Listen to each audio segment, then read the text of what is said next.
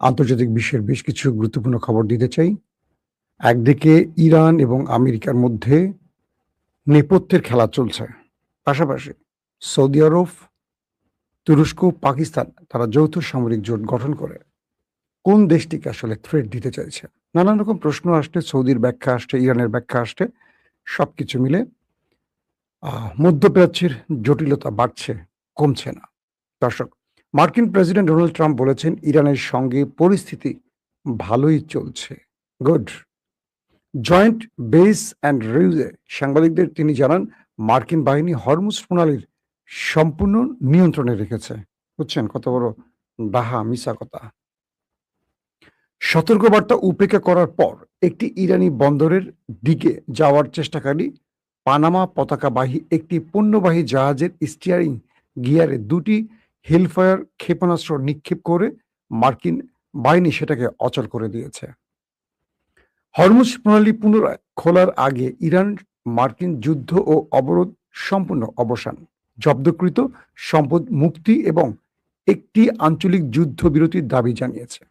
ইরানের সর্বোচ্চ জাতীয় নিরাপত্তা পরিষদের সচিব মহসেন রেজাই বলেন, সব শর্ত পূরণ না হওয়া পর্যন্ত প্রণালীটি মানে হরমুজ প্রণালী বন্ধ থাকবে। দর্শক, একটি সাবা সংবাদ সংস্থার তথ্য মতে ইয়েমেনের হুতিরা বাব আল মানদেব প্রণালীতে সামরিক সরঞ্জাম বহনকারী একটি সৌদি জাহাজকে লক্ষ্যবস্তু বানিয়েছে। অর্থাৎ সামরিক অস্ত্র বোঝাই করা একটি জাহাজ সৌদি আরবে সেটাকে উড়িয়ে দিয়েছে ইয়েমেনের অর্থাৎ ইরানের প্রক্সি বাহিনী, ইয়েমেনের হুতি বাহিনী। পাশাপাশি কাতার জানিয়েছে হরমুজ প্রণালী নিয়ে নৌ চলাচলের ভবিষ্যৎ নিয়ে ওমান ইরানের মধ্যে আলোচনা ভালোই অগ্রগতি হয়েছে। পাশাপাশি মার্কিন ইসরায়েল যুদ্ধ বন্ধ এবং হরমুজ প্রণালীর অবরোধ মুক্ত করার মধ্যস্থতা প্রচেষ্টা অংশ হিসেবে ইরানি কর্মকর্তাদের সঙ্গে আলোচনার জন্য পাকিস্তানের স্বরাষ্ট্রমন্ত্রী মাহসিন নাকভি ইরান সফর করেছেন। দর্শক, আসেন এবার আপনাদেরকে কয়েকটা খবরের বিশ্লেষণ তুলে ধরার চেষ্টা করছে।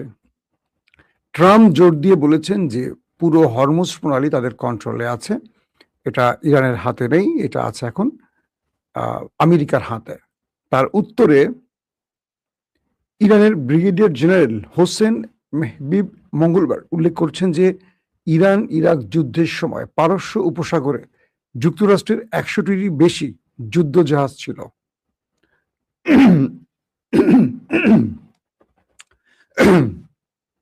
অর্থাৎ আমেরিকা যখন বলছিল যে তারা পুরো হরমুজ কন্ট্রোলে রেখেছে এবং নেপথ্যে ইরানের বিরুদ্ধে একটা বড় যুদ্ধের জন্য প্রস্তুতি নিচ্ছিল আমেরিকা, তখন ইরান বলছে যে পারস্য উপসাগরে যুক্তরাষ্ট্রের প্রায় 100টির বেশি যুদ্ধ জাহাজ ছিল এবং 40 দিনের যুদ্ধ শেষ আগে এবং এই অঞ্চলে 30 থেকে 40টি যুদ্ধ জাহাজ ছিল। ওয়াশিংটনের এখন আর পারস্য উপসাগরে কোনো যুদ্ধ জাহাজ নেই। মানে ইরান তাদের সবগুলোকে ধাবড়িয়ে এলাকা ছাড়া করেছে। মেহবিব বলছেন যুক্তরাষ্ট্র যুদ্ধের পরিণতি নিজেদের ভূখণ্ড থেকে দূরে রাখতে চাইলেও যুদ্ধ চলাকালীন ইরানের প্রতিক্রিয়া সংঘাতের দায়ভার পুনরায় প্রতিপক্ষের উপর চাপিয়ে দিয়েছে। তিনি বলেন ইরানের সাউথ পার্স, আপনারা জানেন যে মানে ইরানের যে কয়েকটা মানে তেল গ্যাস ক্ষেত্রে অ্যাটাক করেছে তার মধ্যে উল্লেখযোগ্য একটি হলো ইরানের সাউথ পার্স গ্যাস ক্ষেত্র এবং আসালুহ জ্বালানি কেন্দ্র। মার্কিন হামলার পর ইরান, যুক্তরাষ্ট্র ও ইসরায়েল তাদের মিত্রদের সাথে যুক্ত হয়ে যে লড়াইটা শুরু হয় এবং সেখানে দূরপাল্লার ক্ষেপণাস্ত্রের মাধ্যমে ইরান আমেরিকাকে যে জবাবটি দিয়েছিল তার পরপরই ক্রমান্বয়ে এই অঞ্চল থেকে আমেরিকা পালাতে শুরু করে। দর্শক, ট্রাম্প কি বলছিলেন তার বিষয়টি একটু আমরা উল্লেখ করি, তারপর আরেকটু আলোচনায় আসতে চাই। মার্কিন প্রেসিডেন্ট ডোনাল্ড ট্রাম্প বলছেন যে ইরানকে তিনি বিশ্বাস করেন না এবং দাবি করেছেন যে হরমুজ প্রণালীর উপর বর্তমান যুক্তরাষ্ট্রের সম্পূর্ণ নিয়ন্ত্রণ রয়েছে। আমি ইরানকে বিশ্বাস করি না, ট্রাম্প বলছেন। আপনি বলছেন আমি ইরানকে বিশ্বাস করি, আমি সেই ব্যক্তি যে ইরানকে বিশ্বাস করার কথা ভাবতেও পারি না। ওরে ট্রাম্প কাকু রে, তাই তিনি বলছেন তারা আমার সাথে অনবরত মিথ্যা বলছে, আমাকে সিনেমার ডিলদার বানিয়ে ফেলেছে। এই কথাটা বলে না, এই কথাটা আমি বললাম আর কি। আমাকে সিনেমার দিলদার বানিয়ে ফেলেছে, আমি মার্কিন যুক্তরাষ্ট্রের প্রেসিডেন্ট, তারা আমার সাথে মিথ্যা বলে আমাকে ধোকা দিচ্ছে, আমাকে ক্ষমতা থেকে সরাবার জন্য প্ল্যান করছে, এরকম কিছু আর কি। এই মুহূর্তে হরমুজ প্রণালীর উপর আমাদের পূর্ণ নিয়ন্ত্রণ রয়েছে, ট্রাম্প বলছেন। তাদের কোনো নিয়ন্ত্রণ নেই, পূর্ণ নিয়ন্ত্রণ আমাদের, এটা আমাদের মালিকানাধীন। তিনি বলছেন এটা নাকি তাদের মালিকানাধীন হরমুজ প্রণালী, বুঝছেন। আমার ট্রাম্পের জন্য মাঝে মাঝে ভালো লাগে যে এই একটা লোক না থাকলে আমরা এত বিনোদিত হতাম কি করে, বলেন আপনারা। এদিকে ইরান পুরো হরমুজ প্রণালী শুধু কন্ট্রোলে রাখে নাই, এখন পর্যন্ত এখান দিয়ে কোনো জাহাজ চলাচল করতে দিচ্ছে না ইরান। আর আমেরিকা স্বপ্নে বলতেছে তাদের কন্ট্রোলে। ইরান কি বলছে দেখেন, সর্বোচ্চ জাতীয় নিরাপত্তা পরিষদ এসএনএসি নবযুক্ত প্রধান মহসেন রেজাই তেহরানে নিযুক্ত চীনা রাষ্ট্রদূত জং পিয়ং এর সঙ্গে বৈঠক করেছেন। সে সময় যুক্তরাষ্ট্রকে উদ্দেশ্য করে বলেন, যুক্তরাষ্ট্রকে অবশ্যই ইরান ও তার আঞ্চলিক মিত্রদের বিরুদ্ধে যুদ্ধ বন্ধ করতে হবে এবং হরমুজ প্রণালী সম্পূর্ণরূপে পুনরায় খোলার জন্য ইরানের আটকে থাকা তহবিল ছেড়ে দিতে হবে। যতদিন না যুক্তরাষ্ট্র তার আচরণ পরিবর্তন করে, ইরান শর্ত মেনে নিচ্ছে না এবং ইরানের শর্ত মেনে নিচ্ছে, ততদিন হরমুজ প্রণালী পুনরায় খোলা হবে না। একদম সাফ জানিয়ে দিয়েছেন তিনি সাম্প্রতিক সময় নতুন দায়িত্বে বসেছেন। দর্শক, এই হলো আজকের কয়েকটি গুরুত্বপূর্ণ আমরা আংশিক আপনাদের জানালাম। আসেন কি হচ্ছে। ইরান এই মুহূর্তে হরমুজ প্রণালী বন্ধ করে দিয়ে তাদের মূল খেলাটা খেলছে এবং আমেরিকা যত দাবি করুক, আসলে হরমুজ প্রণালী পুরোটাই ইরানের দখলে আছে।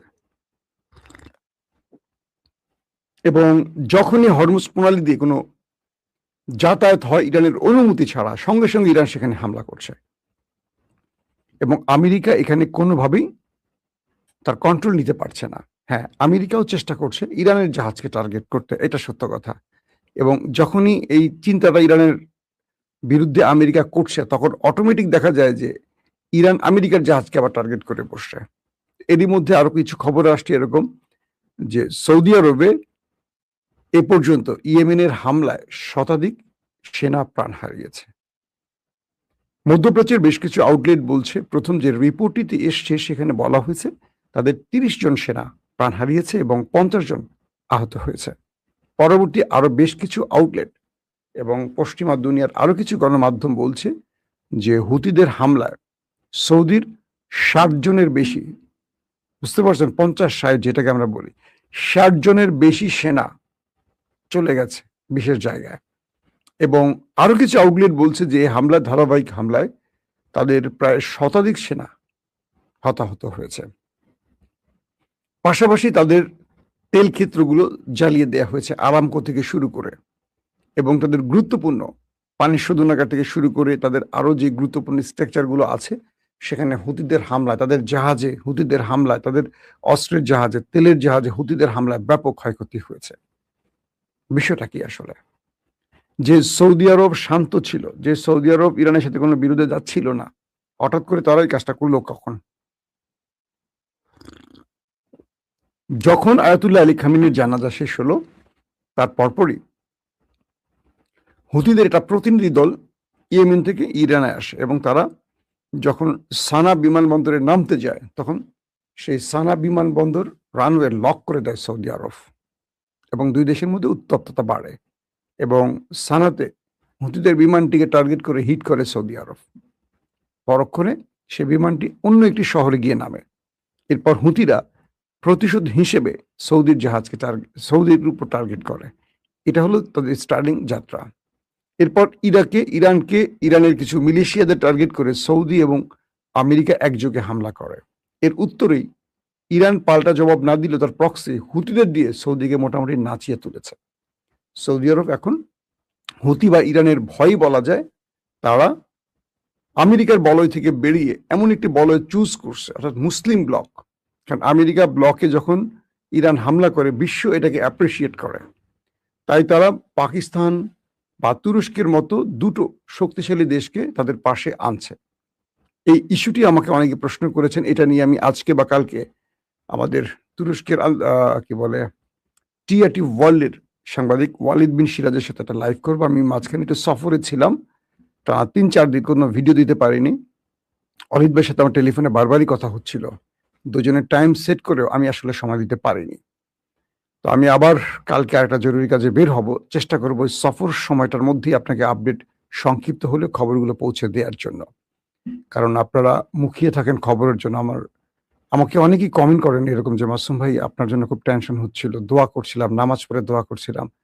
আমার না মানে এই কথাগুলো, এই কমেন্টগুলো যখন পড়ি আমার চোখ ভিজে যায় যে মানুষ মানুষকে ভালোবাসে এভাবে। এই পৃথিবীতে নিঃস্বার্থ ভালোবাসা পাওয়ার মানে সবার সৌভাগ্য হয় না। আমি কালকে থেকে আমি অনেকগুলো কমেন্ট পড়েছিলাম। মাসুম ভাই আপনাকে ২ দিন পাচ্ছি না, ৩ দিন পাচ্ছি না, ৪ দিন, আমাদের টেনশন বাড়ছিল। আমরা দোয়া করছিলাম আপনার জন্য। আসলে আমার আর কিছু লাগবে না। আপনাদের কাছ থেকে যে ভালোবাসা পেয়েছি, সবচেয়ে মূল্যবান জিনিস হলো দোয়া। এই দোয়াটা সবার ভাগ্যে জোটে না। আমি চেষ্টা করব। আপনাদের কমেন্টগুলো পাওয়ার পর আমার মনে হচ্ছিল যে আমাকে আরেকটু সিরিয়াস হতে হবে। সফরের মধ্যে কষ্ট হলেও একটু করে হলেও আপনাদের সংক্ষিপ্ত খবরগুলো আমার দেয়া উচিত। আমি ইনশাআল্লাহ কালকে থেকে হয়তোবা আবার সফরে বেরোবো। আমি আপনাদেরকে আবারও আপডেট খবর দেওয়ার চেষ্টা করব। প্রতি মুহূর্তে যে খবরগুলো আসবে আমি দেব, সংক্ষিপ্ত হলেও দেব। হয়তো শুনতে বুঝতে একটু কষ্ট হবে আপনাদের। আমি কখনো গাড়িতে থাকবো, কখনো হোটেলে থাকবো। এইজন্য বললাম। তো এই মুহূর্তে ইরান এবং আমেরিকার মধ্যে যে মূল খেলাটা, পাকিস্তানের স্বরাষ্ট্রমন্ত্রী এসছেন, ইরানের সাথে কথা বলেছেন। ওমান ইরানের মধ্যে আলোচনা চলছে, কাতার যেটা বলছে।